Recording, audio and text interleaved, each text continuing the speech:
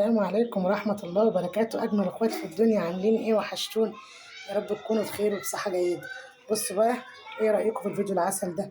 بس قبل أي حاجة وقبل ما أكشف الحلة وأوريكم فيها إيه، يلا تعالوا نسمي الله ونصلي على الرسول عليه أفضل الصلاة والسلام. بصوا البطاية القمر دي، بصوا، إيه رأيكم؟ بسم الله ما شاء الله، اللهم بارك. شايفين؟ ده الإضاءة كمان ظالمة ده دكر بط يا جماعة، دكر بط بلدي مش بط العابد. كلكم متعودين ان انا بجيب بط العابد، لا ده دكر بط بلدي.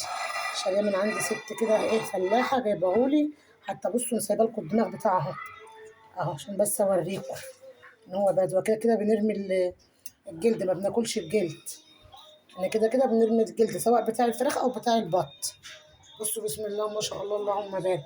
طبعا عامله مع البطايه القمر دي بقى ايه، بصوا عامله معاها ايه.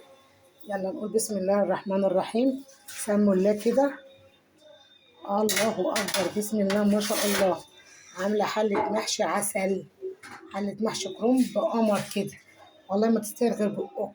بصوا، بصوا الجمال، بصوا الحلاوة.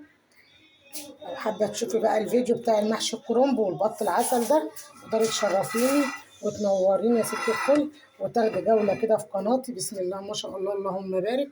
شايفينه إن شاء الله بأمر الله هتعجبك القناة بإذن الله.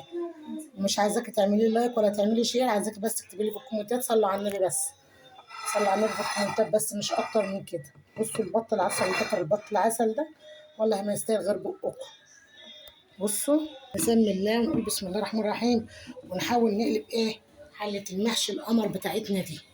شوف هتعمل ايه. انا مش هقلب كده تقف تتقلب على الارض، خساره.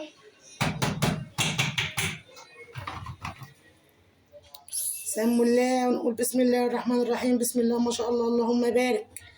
يا سلام، يا سلام، اهو حلو قوي كده. بصوا ما فيش حاجه لازقه ولا حاجه شايطه، ده هما كام صباع اللي تحت في الحله. كنت اطلع بقى اوريكم النهارده. معايا طبعا شوربه، ومعايا بقى طبعا رخامه نضيف، ومعايا شوربه، ومعايا مخلل. ادي المخلل اهو، فلفل الحامي ده جميل مع الزيتون. ومعايا الشوربه اهي بتاعتنا القمر، شوربه دكر البط اهو. هنجيب شيبس كمان، بس انا بوريكم دلوقتي بس ايه اللي انا ايه عاملاه. ايه رايكم؟ بصوا والله حبه محشي عسل ما يستاهلوا غير بقكم. يلا بقى بينا على السفره بتاعتنا المتواضعه، الطبليه بتاعتنا المتواضعه. اشوفكم خير يا حبايب قلبي ان شاء الله، والسلام عليكم ورحمه الله وبركاته.